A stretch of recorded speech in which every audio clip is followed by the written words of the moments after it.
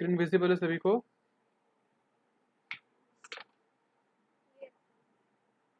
Okay. तो आज जो है हम लोग मैग्नेटिज्म का सेकेंड हाफ पढ़ेंगे। सेकेंड हाफ भी नहीं बोलेंगे, it basically constitutes 20% of the chapter. Now 80% हम पढ़ चुके हैं।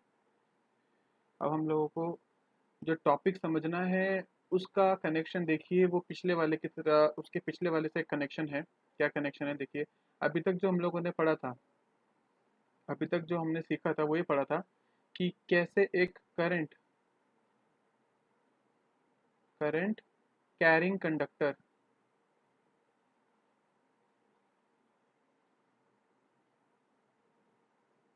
कैसे एक करंट कैरिंग कंडक्टर अपने आसपास अपने सराउंडिंग में मैग्नेटिक फील्ड प्रोड्यूस करता है। ये हमने जाना था बेसिकली, राइट। हाँ, कि कैसे करंट कैरिंग कंडक्टर अपने आसपास मैग्नेटिक फील्ड प्रोड्यूस करता है। और हमने ये भी जाना था कि अगर हम किसी करंट कैरिंग कंडक्टर को मैग्नेटिक फील्ड में प्लेस कर दें, अगर हम किसी करंट कैरिंग कंडक्टर को मैग्नेटिक फील्ड में प्लेस करते हैं तो उस करंट कैरिंग कंडक्टर को फोर्स लगती है, राइट। ये था कॉन्सेप्ट, ये था। हाँ जी, ये था कॉन्सेप्ट किसका? इलेक्ट्रिक मोटर का, जो हमने जाना था। और इससे पहले हमने एक एक्सपेरिमेंट पढ़ा था जिसको हम कहते हैं किकिंग वायर एक्सपेरिमेंट। जिसमें हमने तीनों चीज़ें पढ़ी थी: current carrying conductor, magnetic field और फोर्स। अब जो हम लोगों ने पढ़ना है उसमें से एक चीज़ मिस हो जाएगी, और देखिए क्या चीज़ मिस होने वाली है। अब क्योंकि हम अभी तक करंट कैरिंग कंडक्टर की बात कर रहे हैं, देन ऑब्वियस सी बात है कि उसको करंट किसी न किसी सोर्स से मिल रहा था, किसी सेल से मिल रहा था, किसी बैटरी से मिल रहा था। नाउ अब जो हम लोगों ने टॉपिक पढ़ना है, दैट इज इलेक्ट्रोमैग्नेटिक इंडक्शन।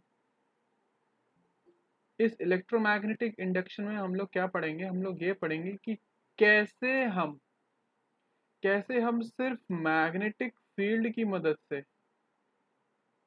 सिर्फ मैग्नेटिक फील्ड की मदद से हम क्या करेंगे?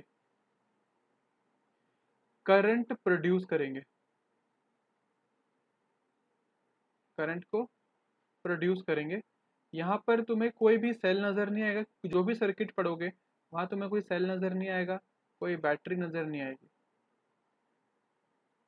यानी कि there will be no source of energy जो करंट प्रोड्यूस करे। हम खुद यहाँ पर मैग्नेटिक फील्ड की मदद से करंट को प्रोड्यूस करेंगे। Is that clear? इसी को हम कहते हैं इलेक्ट्रोमैग्नेटिक इंडक्शन।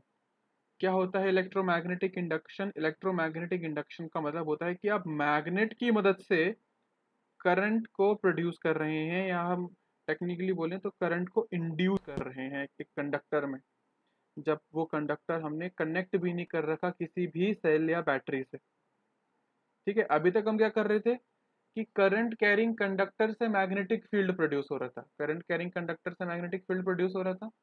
पर अब क्या देखेंगे कि मैग्नेटिक फील्ड की मदद से, मैग्नेट की मदद से हम एक कंडक्टर में करंट को प्रोड्यूस करेंगे या इंड्यूस करेंगे। क्लियर है? तो टॉपिक क्या है ये सबको क्लियर रहना चाहिए कि टॉपिक किस बारे में है। टॉपिक में तुम्हें ना कोई सेल दिखने वाला है, ना कोई बैटरी दिखने वाली है, राइट।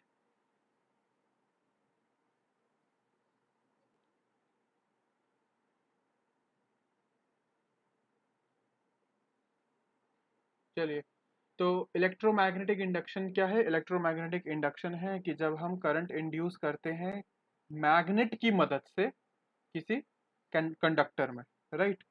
इसके लिए मैं तुम लोगों को बोलूंगा, अपने नेक्स्ट पेज पर आओ, पेज नंबर 234 पे एक डायग्राम दिखेगा। ये डायग्राम देखो, फिगर 13.16।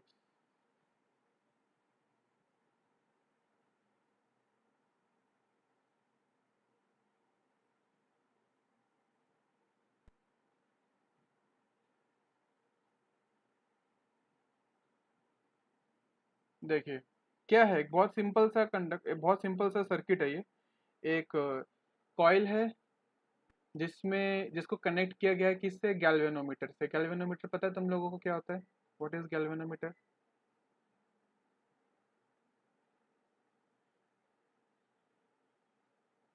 नॉलेज है गैल्वेनोमीटर की?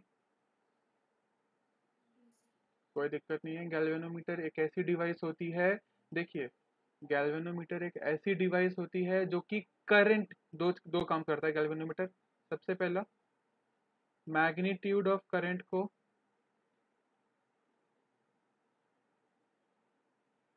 कि कितना करंट जो है दौड़ रहा है उस कंडक्टर में, मैग्नीट्यूड ऑफ करंट को मेजर करता है।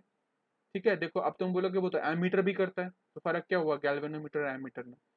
दूसरी बात जो इंपॉर्टेंट है गैल्वेनोमीटर के बारे में वो ये है कि गैल्वेनोमीटर डायरेक्शन ऑफ करंट भी बताता है हमें। गैल्वेनोमीटर हमको डायरेक्शन ऑफ करंट भी बताता है। एमीटर हमको सिर्फ करंट का अमाउंट बताता है कि कितना करंट, 5 एम्पियर, 10 एम्पियर, 15 एम्पियर, इतना करंट जा रहा है। पर गैल्वेनोमीटर क्या करता है, करंट के मैग्नीट्यूड के साथ साथ हमको करंट के डायरेक्शन के बारे में भी बताता है। ठीक है, तो ये अंतर है एमीटर और गैल्वेनोमीटर के बीच में। और यहाँ गैल्वेनोमीटर का एक रेलेवेंस है, इसलिए हमने गैल्वेनोमीटर को इस्तेमाल किया है एमीटर के बजाय, राइट। अब जैसे कि मैंने कहा था कि इस कॉइल में तुम्हें कहीं पर भी कोई सेल या बैटरी नजर नहीं आएगी, तो तुम लोग देख सकते हो कोई सेल या बैटरी है नहीं। सिंपल सा एक कॉइल है जिसको हमने बिल्कुल वुड अप कर रखा है यहाँ पर। ठीक है, एक सिलेंड्रिकल शेप पे। और हाँ, एक चीज हम लोग कर रहे हैं, क्या कर रहे हैं, एक मैग्नेट है हम लोगों के पास।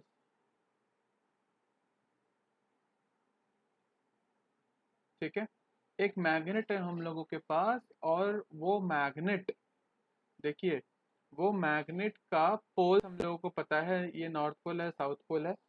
एंड दूसरी बात ये मैग्नेट यहाँ पर मूव कर रहा है, ये मैग्नेट यहाँ पर मूव कर रहा है, कभी इन होगा कभी आउट होगा। ठीक है, ये मैग्नेट कभी तो इन होगा और कभी आउट।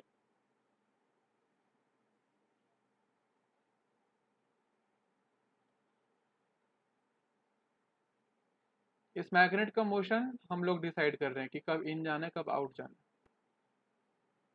ठीक है, यहाँ तक कि सेटअप समझ में आ गया सभी को?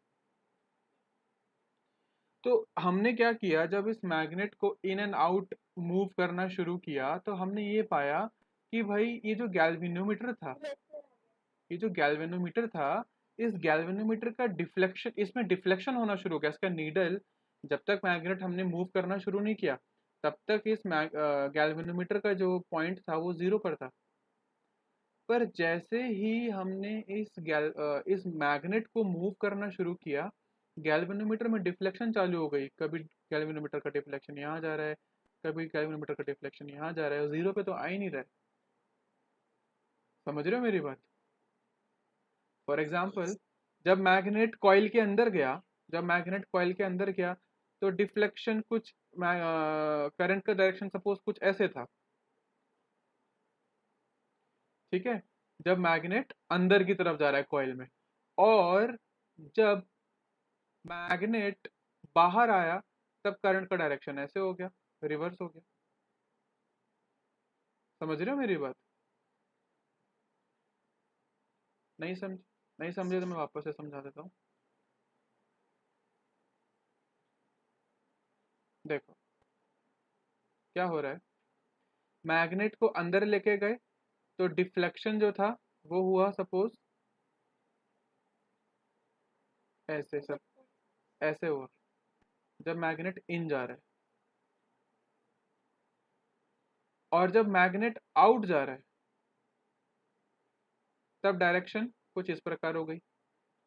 करंट की डायरेक्शन, मतलब करंट तो आ रहा है, करंट आ रहा है जब जब मैग्नेट इन एंड आउट हो रहा है।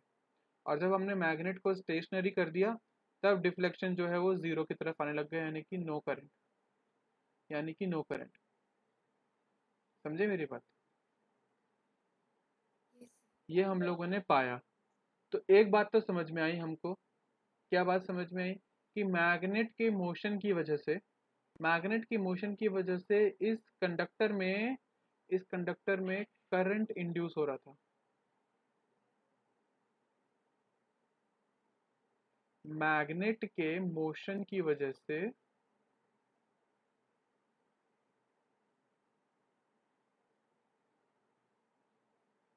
मैग्नेट की मोशन की वजह से करंट इंड्यूस हो रहा था।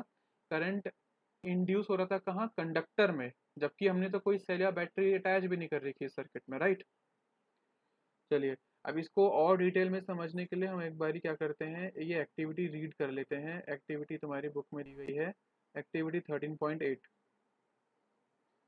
लिखा है, take a coil of wire A B having a large number of turns, connect the ends of the coil to a galvanometer as shown in the figure 13.16. Take a strong bar magnet and move its north pole towards the end B of the coil. तो देखो and B की बात कर रहे हैं ये लोग, यानी कि नॉर्थ पोल को बी की तरफ लेके गए, राइट? फिर उसके बाद उन्होंने बोला है, do you find any change in the galvanometer needle? हाँ, हमने ये चेंज पाया कि वो जीरो पे नहीं था, वो जीरो से किसी और डायरेक्शन में डिफ्लेक्ट हो रहा था। ठीक है, अब डायरेक्शन कौन सी है उसके लिए हम रूल पढ़ेंगे बाद में जाके, कि जो हमने जैसे लेफ्ट हैंड रूल पढ़ा था ना डायरेक्शन के लिए, वैसे हम यहाँ पर राइट हैंड रूल पढ़ेंगे, वो बाद की बात है। ठीक है, there is a momentary deflection in the needle of the galvanometer, से टू द राइट। तो देखो जैसे गैल्वेनोमीटर राइट की तरफ यहाँ पर शो कर रहे हैं ना, ये देखो ओरिजिनली जो बुक में हमको बनाकर दे रखा है इन्होंने, गैल्वेनोमीटर राइट की तरफ शो कर रहा है डिफ्लेक्शन, ये देख रहे हो? और यहाँ से ये मैग्नेट जो है वो यहाँ अंदर गया और डिफ्लेक्शन इस तरफ हुआ, और सपोज ये बाहर जाएगा, जब ये बाहर जाएगा आउट होगा तो डिफ्लेक्शन इस तरफ होगा। ठीक है, now this indicates the presence of a current in the coil A B. Obviously जब उसमें डिफ्लेक्शन हो रहा है, नीडल मूव कर रही है, तो नीडल के मूव करने का साफ साफ इंडिकेशन ये है कि कहीं करंट तो आया है। ठीक है, the deflection becomes zero the moment the motion of the magnet stop. तो जैसे ही आप मैग्नेट को स्टेशनरी पर रख देते हो, रेस्ट पर रख देते हो, तो जो गैल्वेनोमीटर की रीडिंग थी वो वापस से जीरो पर आ जाती है, यहाँ पर स्ट्रेट। ठीक है, now withdraw the north pole of the magnet away from the coil, यानी कि उसको बाहर लेके जाओ। Now the galvanometer is deflected towards the left, अब वो लेफ्ट की तरफ डिफ्लेक्ट करेगा, showing that the current is now set up in the direction opposite to the first। तो पहली वाली डायरेक्शन इस तरफ थी जब मैग्नेट इन जा रहा था, और जब मैग्नेट आउट जा रहा था तो डिफ्लेक्शन इस तरफ है। देखो मेन बात है डिफ्लेक्शन हो रहा है, deflection shows presence of current. ठीक है, place the magnet stationary at a point near to the coil. अगर आप अब इस मैग्नेट को बिल्कुल स्थिर रख देंगे यहाँ पर, तो आपको कोई डिफ्लेक्शन नजर नहीं आएगी, वो जीरो पर ही शो करेगा, वो जीरो पर ही शो करेगा। देखो लिखा है ना लास्ट पॉइंट में यहाँ पर, when the coil is kept stationary with respect to the magnet the deflection of the galvanometer drops to zero, right? what do you conclude from this activity? यहाँ से क्या पता चला हम लोगों को?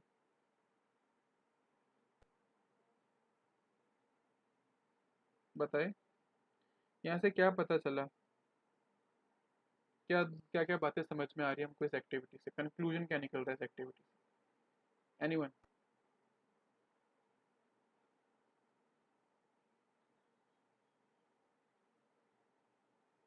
हाँ, बताएं।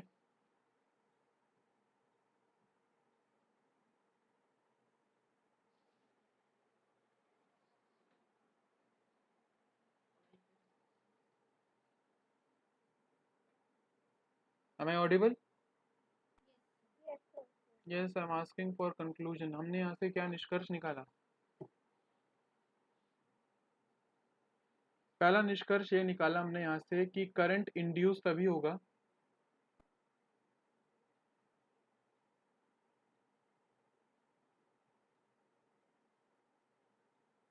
Only when there is motion. Only when there is motion of magnet.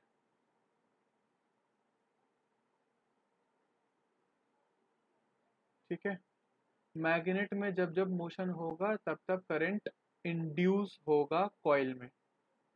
दूसरा दूसरा हम लोगों ने क्या देखा कि direction of motion of magnet, direction of motion of magnet will decide direction of induced current। मेरी बात समझे तुम लोग? पहला पॉइंट है कि करंट का इंडक्शन तभी होगा जब मैग्नेट में मोशन है। करंट में या करंट का इंडक्शन तभी होगा जब मैग्नेट में मोशन है, जब मैग्नेट मूव कर रहा है। और दूसरा कंक्लूजन क्या निकला कि direction of magnet, direction of motion of magnet, कि मैग्नेट जिस डायरेक्शन में मूव कर रहा है वो डिसाइड करेगा कि करंट का डायरेक्शन, इंड्यूस्ड करंट का डायरेक्शन क्या होगा। जैसे कि हमने यहाँ देखा कि जब मैग्नेट एंटर कर रहा था कॉइल में, दो दो पार्ट देखे, एक एंटर कर रहा था और एक एग्जिट कर रहा था।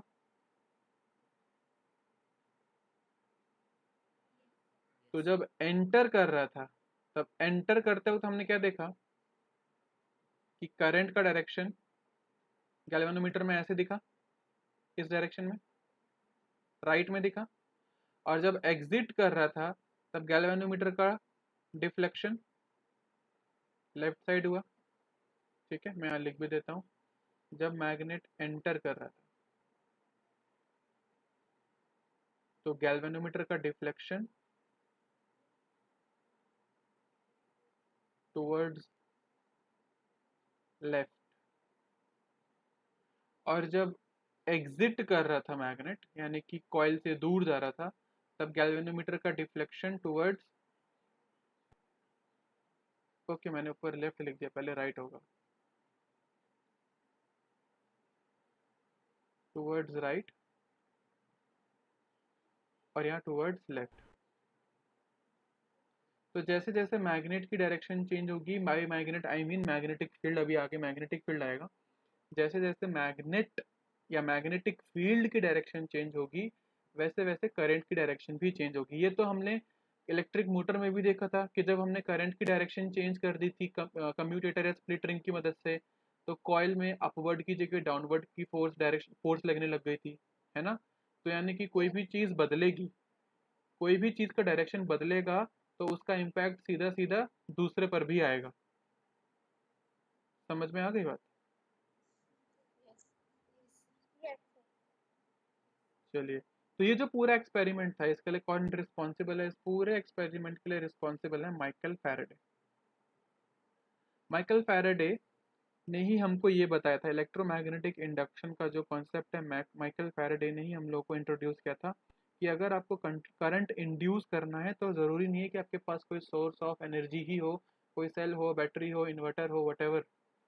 आपके पास मैग्नेट हो और आपके पास एक कंडक्टर हो, तो मैग्नेट को आप अगर मूव करते हैं सही डायरेक्शन में तो करंट इंड्यूस किया जा सकता है, राइट?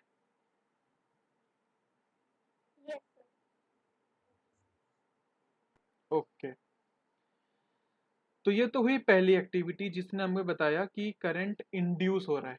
अब तुम्हें मुझसे सवाल पूछना चाहिए था कि सर ऐसा क्या हुआ, ऐसा क्या चमत्कार किया उस मैग्नेट ने, ऐसा क्या चमत्कार किया उस मैग्नेट ने कि उस कंडक्टर में करंट आ गया, कि उस कंडक्टर में करंट आ गया। ऐसा क्या चमत्कार किया उस मैग्नेट ने जिसकी उस कंडक्टर में करंट आ गया? 2 मिनट लीजिए और मुझे इसका जवाब दीजिए सभी बच्चे, जो भी लगता है कि उस मैग्नेट ने ऐसा क्या किया। मैग्नेट के मोशन ने, बेसिकली मैग्नेट तो था ही, पर बेसिकली मैग्नेट के मोशन ने, क्योंकि जो स्टेशनरी मैग्नेट था वो भी कुछ नहीं कर पा रहा था। तो मैग्नेट के मोशन ने ऐसा क्या किया कि कंडक्टर में करंट आ गया without any cell, without any battery. ठीक है, 2 मिनट।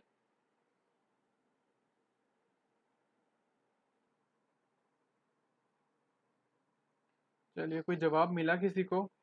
कुछ और? देखो, मैं एक बार तुम लोगों का ध्यान वापस से, हमें ऑडिबल?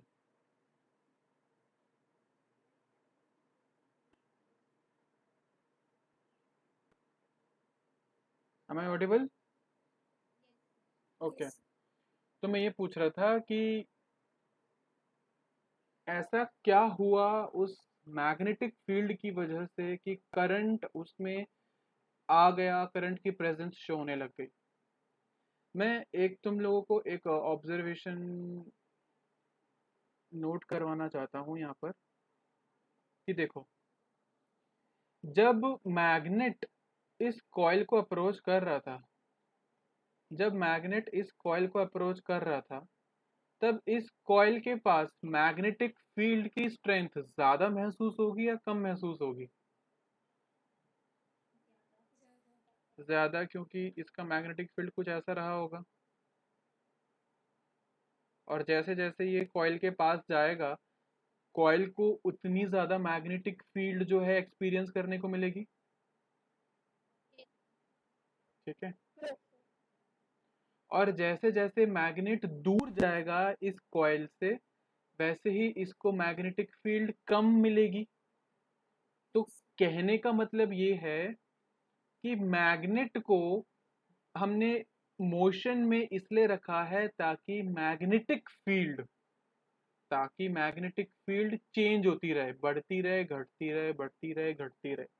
समझ रहे हो मेरी बात? वरना हम मैग्नेट को अगर रेस्ट पे भी रख दें यहाँ पर, तो हमें डिफ्लेक्शन तो जीरो ही मिल रहा था, हमें कोई डिफ्लेक्शन ही नहीं मिल रहा था, हमें तो जीरो रीडिंग मिल रही थी गैल्वेनोमीटर से। तो हम लोगों का मेन एजेंडा, हमारा मेन पर्पस क्या था कि हमको मैग्नेटिक फील्ड चेंज करना है। अब इसमें हम लोग और क्या चीजें कर सकते थे? हम चीज ये भी कर सकते थे कि हम मैग्नेट को रेस्ट पे रख देते हैं, कॉइल को हिलाते रहते हैं, कॉइल को चेंज करते, कॉइल को मूव करते रहो, इन आउट इन आउट। तुम कॉइल के साथ भी एडजस्टमेंट कर सकते थे ये वाली, कि तुम कॉइल को मूव करा दो, मैग्नेट को स्ट्रेट रखो, तो कॉइल के लिए तब भी जो है मैग्नेटिक फील्ड चेंज होता रहता। भाई अगर तुम किसी मैग्नेट के पास जाओगे तो तुम्हें मैग्नेटिक फील्ड ज़्यादा महसूस होगा, और किसी मैग्नेट से दूर जाओगे तो तुम्हें मैग्नेटिक फील्ड कम महसूस होगा। ऐसे ही कॉइल के साथ भी होता। जब मैग्नेट के पास जा रहा है कॉइल, तो मैग्नेटिक फील्ड ज़्यादा आता, मैग्नेटिक फोर्स ज़्यादा आती। और जब आप मैग्नेट से दूर लेके जा रहे हो कॉइल को, मैग्नेट से दूर लेके जा रहे हो कॉइल को, तो मैग्नेटिक फील्ड कम महसूस होती। मेन जो हमें चीज़ याद रखनी है कि यहाँ पर मोशन मोशन होना चाहिए इधर बिटवीन कॉइल और मैग्नेट। अब चाहे तुम मैग्नेट को स्थिर रखो और कॉइल को मूव कराओ, या फिर तुम कॉइल को रेस्ट पे रखो और मैग्नेट को मूव कराओ। हमें चेंजिंग का मेरा पर्पस क्या है कि मैं चेंजिंग मैग्नेटिक फील्ड से मैं क्या करूंगा?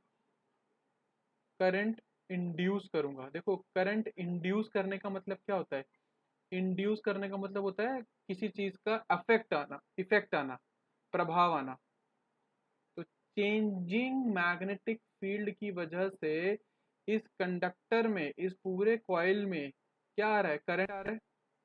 और वो करंट हम जनरेट नहीं कर रहे हैं, प्रोड्यूस नहीं कर रहे हैं, इंड्यूस कर रहे हैं, एक प्रभाव की वजह से आ रहा है वो करंट। किसके प्रभाव से आ रहा है? मैग्नेट के चेंजिंग मैग्नेटिक फील्ड की मदद से आ रहा है। और हम मैग्नेटिक फील्ड कैसे चेंज कर रहे हैं? कॉइल के पास ले जाकर, कॉइल से दूर ले जाकर। Is that clear? अब मेरा सवाल ये था कि मैग्नेटिक फील्ड ने ऐसा क्या किया कि करंट इंड्यूस हो गया, चेंजिंग मैग्नेटिक फील्ड ने ऐसा क्या किया कि करंट इंड्यूस हो गया? तो इसकी बात सिंपल सी है कि मैग्नेटिक फील्ड ने क्या किया, इस कंडक्टर के देखो, कंडक्टर है तो ऑब्वियसली इसके पास इलेक्ट्रॉन्स होंगे, फ्री इलेक्ट्रॉन्स। कंडक्टर है, मेटल है, तो ऑब्वियसली उसके पास इलेक्ट्रॉन्स होंगे। और जब तक इलेक्ट्रॉन्स मूव नहीं करेंगे तब तक करंट नहीं आएगा। बेसिक है, इलेक्ट्रिसिटी चैप्टर में भी पढ़ा था। फ्री इलेक्ट्रॉन्स मूव करेंगे तभी तो करंट आएगा, तभी तो बिजली आएगी। स्विच ऑन करते हो तभी तो इन फ्री इलेक्ट्रॉन्स पे धक्का लगता है, और इन पर धक्का लगता है तभी तो है बिजली क्रिएट होती है। समझे मेरी बात? तो ये चेंजिंग मैग्नेटिक फील्ड क्या कर रहा है, ये changing magnetic field in free electrons पर एक वोल्टेज क्रिएट कर रहा है, एक वर्क कर रहा है। इन फ्री इलेक्ट्रॉन्स पर एक वर्क कर रहा है जिसकी वजह से ये इलेक्ट्रॉन्स मूव होने लग गए। मैग्नेटिक फील्ड ने क्या किया, चेंजिंग मैग्नेटिक फील्ड ने क्या किया, इन फ्री इलेक्ट्रॉन्स पर वर्क किया ताकि ये मूव करें, और इन्हीं के मूवमेंट की वजह से जो इम्पैक्ट आया इस कंडक्टर में उसको हम नाम देते हैं इंड्यूस्ड करंट। बात समझ में आई?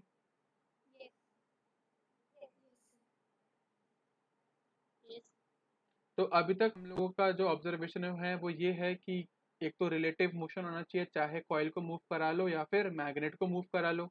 ठीक है, दोनों में से किसी को रेस्ट पे रखना नहीं है, दोनों में से कोई एक मूव जरूर करना चाहिए। ठीक है, दूसरा हमने ये भी देखा कि करंट की डायरेक्शन किस बात पर निर्भर करती है, करंट की डायरेक्शन इस बात पर निर्भर करती है कि मैग्नेटिक फील्ड की डायरेक्शन क्या है ना?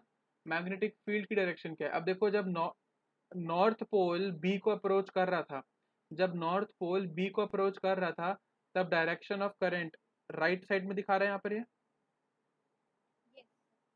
अगर यहाँ नॉर्थ नहीं होता, अगर यहाँ नॉर्थ नहीं होता, अगर यहाँ साउथ होता और ये अभी भी अंदर जा रहा होता कॉइल के, तो ये डिफ्लेक्शन यहाँ ना होकर कहाँ दिखाता, लेफ्ट साइड में।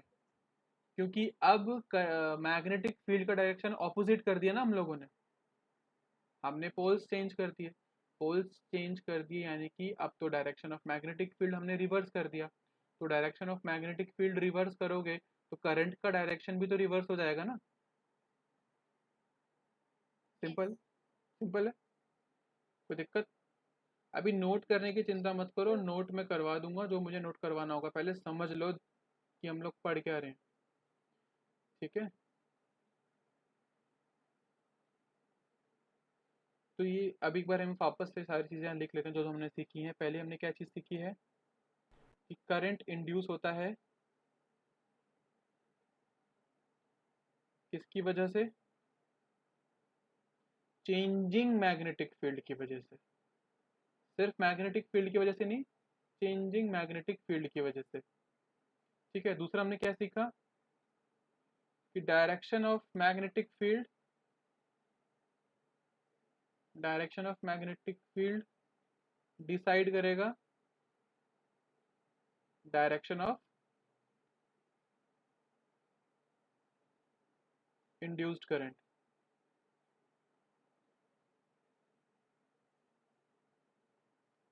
और तीसरा हमने क्या देखा कि there should be relative motion, relative motion यानी कि दोनों में से कोई एक मोशन में होना चाहिए बिटवीन कॉइल एंड मैग्नेट। या तो आप मैग्नेट को मूव करा सकते हैं या कॉइल को मूव करा सकते हैं, तीन बातें हमने ध्यान रखनी है। ठीक है,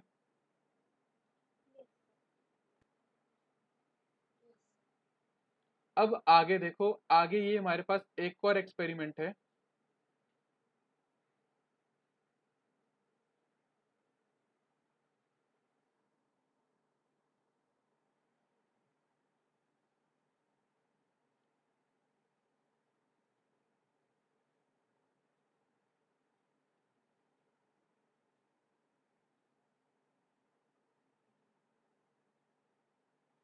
अब देखो इस एक्सपेरिमेंट को जरा ध्यान से समझ लेते हैं, हो क्या रहा है यहाँ पर। हमने क्या किया, दो कॉइल लिए, कॉइल 1 एंड कॉइल 2। कॉइल 2 बिल्कुल वैसी कॉइल है जैसे हमने अभी देखी थी पिछले वाले एक्सपेरिमेंट में, गैल्वेनोमीटर से कनेक्टेड है बस। क्योंकि हमारा सोल पर्पस ये है कि हम कॉइल 2 में करंट इंड्यूस करेंगे। ठीक है, अब देखो, कॉइल 1 को हम नाम देते हैं प्राइमरी कॉइल,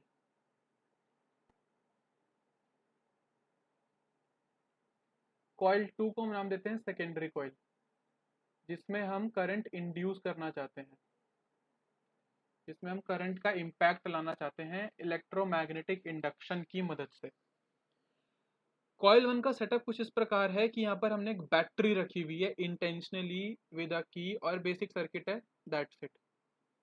ठीक है, अब तुम लोग क्या देखोगे कि जैसे ही तुमने यहाँ पर इसको ऑन किया, जैसे ही इस सर्किट में तुमने स्विच ऑन किया, डिफ्लेक्शन हुआ, और डिफ्लेक्शन के बाद वापस से वो जीरो पर आ गया। देखो मैं क्या बात बोल रहा हूँ, स्विच ऑन किया,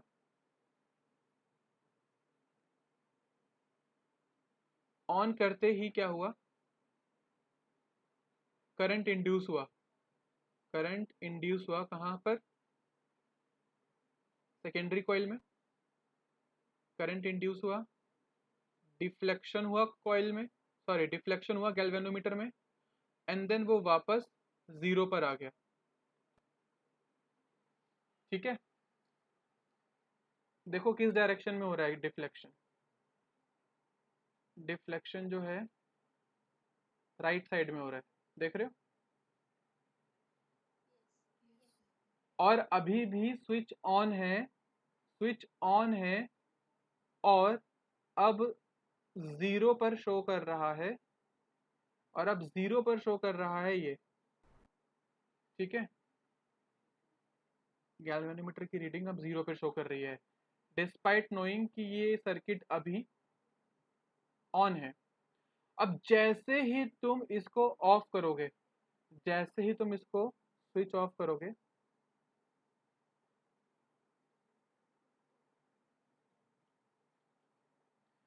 वापस से करंट इंड्यूस होगा। वापस से करंट इंड्यूस हुआ, ये मुझे कैसे पता चला, क्योंकि गैल्वेनोमीटर में डिफ्लेक्शन हुआ, और इस बार डिफ्लेक्शन कहाँ हो रहा है, ऑपोजिट डायरेक्शन में। और डिफ्लेक्शन होने के कुछ मिली सेकेंड्स में ही वापस से वो जीरो पर आ गया। यानी कि क्या हो रहा है, तुमने जैसे ही ऑन किया डिफ्लेक्शन हुआ, और डिफ्लेक्शन के बाद वो जीरो पर आ गया, और जैसे ही ऑफ किया वापस से डिफ्लेक्शन हुआ ऑपोजिट डायरेक्शन में, और फिर वो जीरो पर आ गया। यानी कि जब स्विच ऑन कर रहे हो तब डिफ्लेक्शन, जब स्विच ऑफ कर रहे हो तब deflection, on deflection of deflection, on deflection of deflection. पर जब तक ऑन करके रखा हुआ है तब कोई डिफ्लेक्शन नहीं, पर जैसे ही तुम स्विच ऑन करते हो खटैक, तभी जाके डिफ्लेक्शन हुआ, और जैसे ही खटैक तुमने ऑफ किया तब डिफ्लेक्शन हुआ। उस इन दोनों सिचुएशंस के अलावा और कभी डिफ्लेक्शन नहीं हो रहा, उसके उस दौरान ये सिर्फ जीरो पर शो कर रहा है, पॉइंटर सिर्फ जीरो की तरफ जा रहा है। अब देखो ऐसा क्यों, यहाँ तक अभी ये समझ में आ गया कि हो क्या रहा है एक्सपेरिमेंट में। ठीक है, अब देखो हो क्या रहा है, जैसे ही तुम यहाँ पर स्विच ऑन करते हो, जैसे ही तुम यहाँ पर स्विच ऑन करते हो, व्हाट हैपेंस, यहाँ पर धीरे धीरे करके करंट चालू होगा जाना। ऐसा तो है नहीं, जब तुम देखो, जब तुम लोग पंखा ऑन करते हो, स्विच ऑन करते हो, तो एकदम से पंखा जो है अपनी स्पीड पकड़ लेता है क्या, वो धीरे धीरे करके स्पीड पकड़ता है, क्योंकि उसको धीरे धीरे करके चार्जेस मिलना शुरू होते हैं। तो ऐसे यहाँ पर धीरे धीरे करके चार्जेस जो है फ्लो हो रहे हैं, और फिर करंट का प्रोडक्शन यहाँ पर शुरू होगा। ठीक है, और अगर धीरे धीरे करके करंट जो है यहाँ पर फ्लो हो रहा है, चार्जेस यहाँ फ्लो हो रहे हैं, तो धीरे धीरे करके मैग्नेटिक फील्ड स्टैब्लिश होगा, धीरे धीरे करके, है ना। जब ऑन किया तब धीरे धीरे करके जो है मैग्नेटिक फील्ड यहाँ पर बढ़ना शुरू हुआ होगा। ऐसा तो है नहीं कि एकदम से मैग्नेटिक फील्ड तैयार हो गया जैसे हमने ऑन किया, वो धीरे धीरे करके मैग्नेटिक फील्ड जो है डेवलप हो रहा है ग्रेजुअली। बात समझ में है मेरी।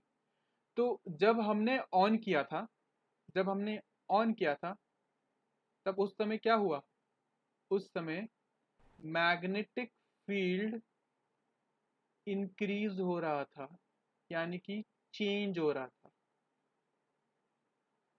मैग्नेटिक फील्ड इंक्रीज हो रहा था या चेंज हो रहा था, हम ये कह सकते हैं, क्योंकि पीछे भी हमने देखा था कि चेंजिंग मैग्नेटिक फील्ड की वजह से ही करंट इंड्यूस हुआ था, राइट।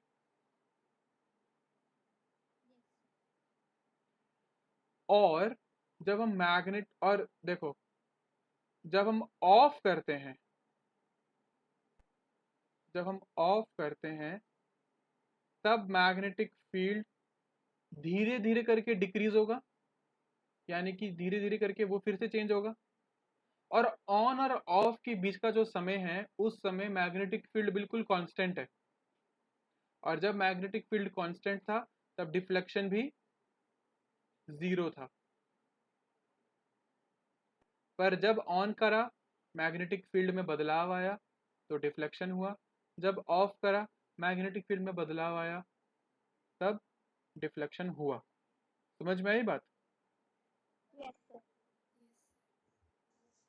अब तुम ऑन करके ही रखोगे तुम्हें कोई डिफ्लेक्शन नजर नहीं आएगा, तुम ऑफ करके ही रखोगे तुम्हें कोई डिफ्लेक्शन नजर नहीं आएगा।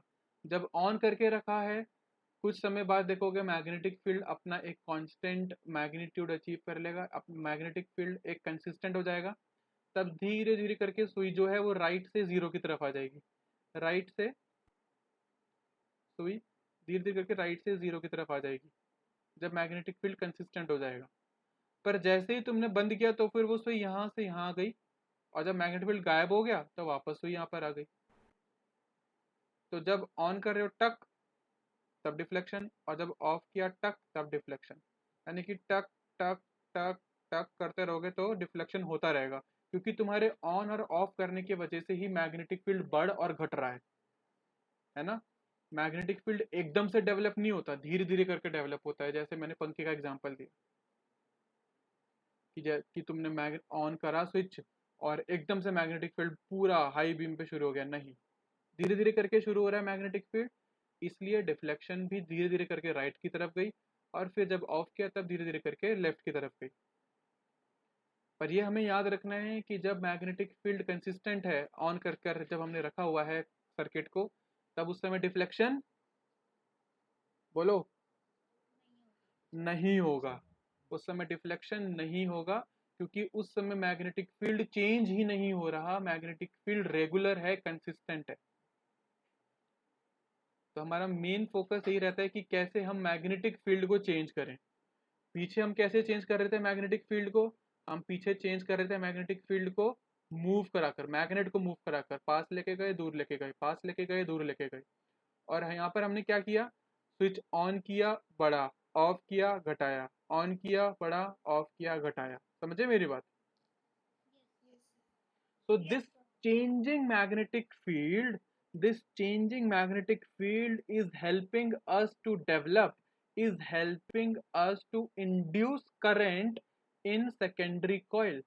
This changing magnetic field is helping us to induce current in this secondary coil. समझे मेरी बात?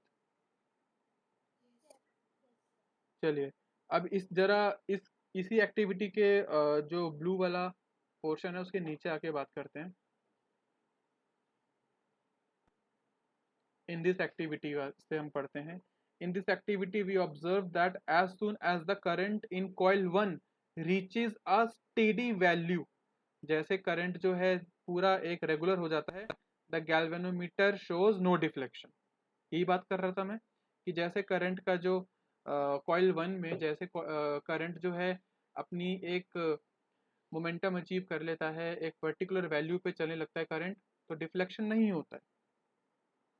From these observations, we conclude that a potential difference is induced in the coil 2, यानी कि एक वर्क किया जा रहा है मैग्नेटिक फील्ड की मदद से, चेंजिंग मैग्नेटिक फील्ड की मदद से वर्क किया जा रहा है through the coil 1 is changing. Coil 1 is called the primary coil and the coil 2 is called the secondary coil. As the current in the first coil changes, यानी कि जब हमने ऑन किया या ऑफ किया तब करंट चेंज हो रहा है, बढ़ रहा है और घट रहा है, तो उसके साथ मैग्नेटिक फील्ड भी बढ़ेगा और घटेगा। Thus the magnetic field lines around the secondary coil also change. ठीक है, जब ऑन करोगे तो कॉइल की सेकेंडरी कॉइल की तरफ जाएगी, जब तुम ऑन करोगे तब मैग्नेटिक फील्ड लाइंस धीरे धीरे करके इसकी तरफ जाएंगी, और जब ऑफ करोगे तो मैग्नेटिक फील्ड लाइंस धीरे धीरे से दूर आना शुरू करेंगी, है ना। Yes sir. This process by which a changing magnetic field in a conductor induces, यानी कि प्रभाव लेकर आता है, a current in another conductor is called magnetic electromagnetic induction. In practice we can induce current in a coil either by moving it in a magnetic field or by changing the magnetic field around it. देखो, moving करने से क्या हुआ, magnetic field बढ़ाया घटाया, पहले वाले experiment में मैग्नेट को मूव करने से हमने बढ़ाया घटाया। और या फिर हम क्या कर सकते हैं, तुम बार बार स्विच ऑन करो ऑफ करो ऑन करो ऑफ करो ऑन करो ऑफ करो, उससे क्या होगा, मैग्नेटिक फील्ड बढ़ेगा घटेगा बढ़ेगा घटेगा। तो उसके वेरिएशन की वजह से, उस मैग्नेटिक फील्ड के वेरिएशन की वजह से सेकेंडरी कॉइल में करंट इंड्यूस होगा। तो पूरा जो एक सार निकल कर आता है इस कॉन्सेप्ट का इलेक्ट्रोमैग्नेटिक इंडक्शन का, वो ये है कि आप मैग्नेटिक फील्ड को चेंज कीजिए, उसका इम्पैक्ट साथ वाली कॉइल में आपको देखने को मिलेगा इंड्यूस्ड करंट के रूप में। समझे बात? अब इसके बाद आता है तुम लोगों का ये छोटा सा topic, Fleming's right hand rule, जो मैं नेक्स्ट क्लास में डिस्कस करूंगा। बिकॉज ये दोनों एक्सपेरिमेंट पहले अच्छे से समझ में आने चाहिए। मैं दो यूट्यूब के लिंक्स भी शेयर करूंगा तुम लोगों के साथ, जिसमें प्रैक्टिकली बताया गया है कि कैसे करंट इंड्यूस होता है दोनों एक्सपेरिमेंट्स में। ठीक है?